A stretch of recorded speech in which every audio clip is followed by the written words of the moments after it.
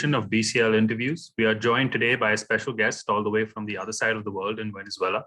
Mr. Sydow of Guevera is an experienced lawyer who is currently practicing in the city of Caracas. He is a partner at the firm Tinoco, Travioso, Platshart and Nunez.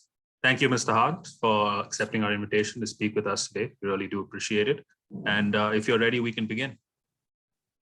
Yes. So, Mr. Hans. Sandy, it's my pleasure. Yes, thank you. The first question I wanted to ask you about has to do with the economy of Venezuela itself.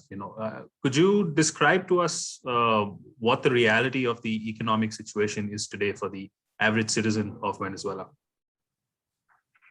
Yes. To give you an example of the size of the country right now, in 2012, Venezuela was a country of $350 billion economy, the size of the economy. Right. Nowadays, we're talking about $50 billion. So we have shrunken from 2012. Our oil industry is our main source of income, our export of oil and derivatives of the oil and the oil business.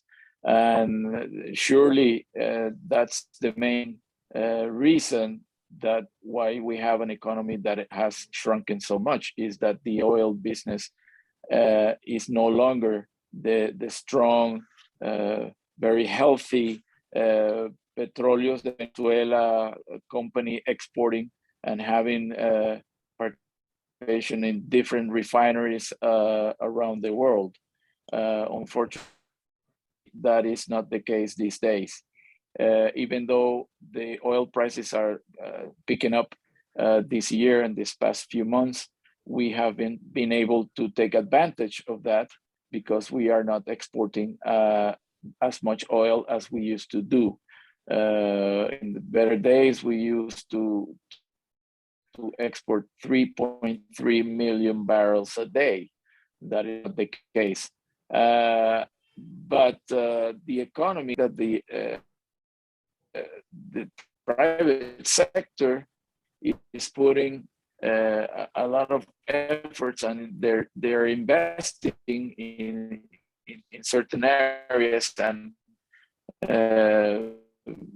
the economy has beginning to pick up a little bit, having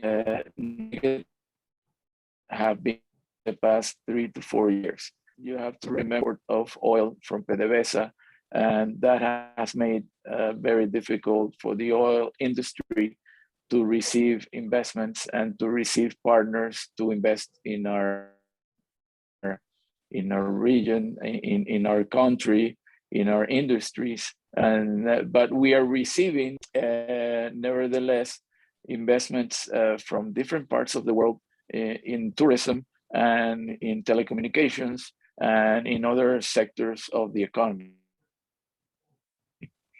That is why we can say these days that the economy is getting better, even though it has shrunken so much in terms of macroeconomy. The economy nowadays is more or less dollarized, not legally, but it's a fact. Everybody is beginning to use the US dollar as the common currency, to pay and to receive payments in dollars in the economy, and that has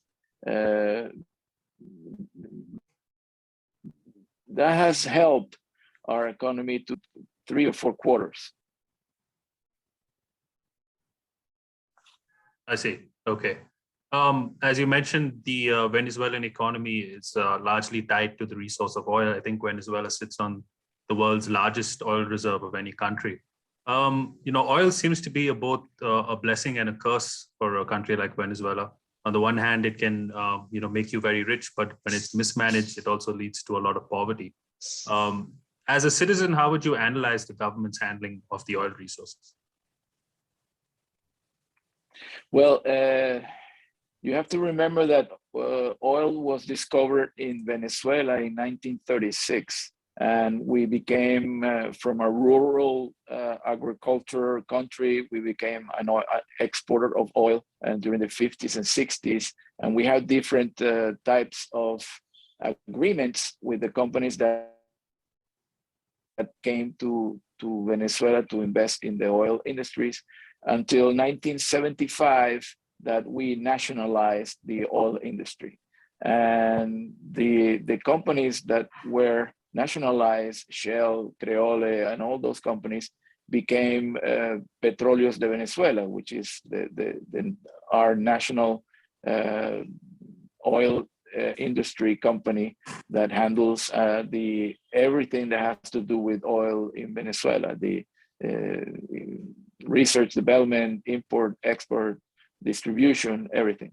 So the fact that we had the largest company in Latin America during many years until the year 2000 shows you that the oil well managed can be really something good for the country.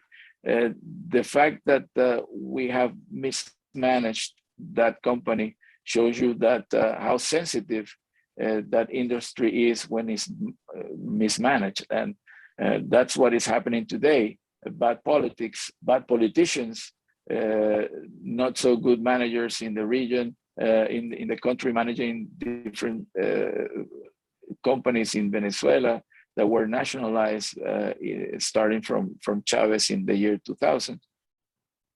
And that has led us to what we have today, probably an oil company that is immersed into large amounts of debt. And even though we sit on top of the largest oil reserves in the world, you have to take it out. And in order to take it out, you need large amounts of investments, which our country doesn't have at this moment. And due to the sanctions, none of the big companies want to be in Venezuela helping us in different joint ventures or mixed companies or different types of agreements with the oil industry, because you cannot sell the oil to anybody. So we have sanctions from the US, especially against the PDVSA and all the industry. So that has kept foreign investments from coming to Venezuela. And it sure is not the oil that is the curse, is the politicians that have made that impossible to accomplish what we should do with that natural reserve, that it's limited, and we should take advantage because other forms of energy are coming around, the electric cars, solar energy, all of those different types of alternatives are coming around the corner, and you still are betting on the fossils oil business in this country. So it should be taken care of by the politicians to look ahead and see what the future holds for the sector, and try to understand that the oil business is not what it used to be 20 years ago, and that you have a different and alternative ways of energy. So you have to see yourself and say, well, are we going to sit on top of the largest oil reserves forever, or are we going to take advantage of that? I see. So in your view, going forward, how do you think, how would you like to see your government manage the oil reserves, at least in the immediate future? Well, as you know, we have a crisis, but it's more a political crisis than anything else in Venezuela. We have been struggling, the opposition and the government, for many years. We have not come to an agreement even though these days the opposition and the government are sitting down on the table of negotiations in Mexico, trying to solve certain issues so we can have a governability in our country. Because due to this political crisis, we don't know exactly how the world will come around and see. We have two different presidents, two different Supreme Court presidents, and that is impossible to understand outside Venezuela. So what we hope for is that the political crisis get resolved, and the natural Venezuelan that wishes this country to be run according to the international standards, that we have just one president, one Supreme Court, one National Assembly, with the different powers and independence between them. That's what we are hoping for, and we are looking forward to any resolutions from that table in Mexico in order to have a brighter future in terms of political situation, which at the end will lead us to a better run country, and that would lead us to have the US lift the sanctions that were imposed to our oil industry, which is the main source of income of the Venezuelans. So at the end, what we are hoping for is politically an agreement between the politicians, so we can have a better run country and to take decisions in the right way, in the right sense, so we can have the economy to run as it should be, with independence, and have the market run with the offer, and everything should become like a regular country, which is nowadays not happening in Venezuela. We have the terrible political situations that are leading to a worst economic situation that it should be, because we do have natural resources, and we do have people that want to come and invest, but since the political situation it's a turmoil, we don't have that source of funds coming into our country. I see. Okay, fair enough. Next, I wanted to ask you about the kind of policies that have been implemented in Venezuela over the years. They've sort of largely revolved around socialist principles and socialist ideologies, with the nationalization of industries, the Bolivarian missions, and the land reforms that have occurred, especially over the last 20 years or 25 years. Do you think this was the right approach, given the problems that your country faces at this moment in time? Actually, no. It's the numbers are there. You can see that since the year 2000, when the Chavez regime, and then continued by Maduro, with certain socialist policies, are not the correct ways of handling the economy. The numbers are there. We started decreasing on the growth of the country.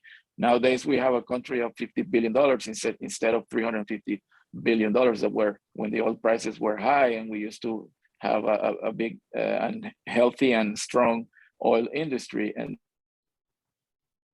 those are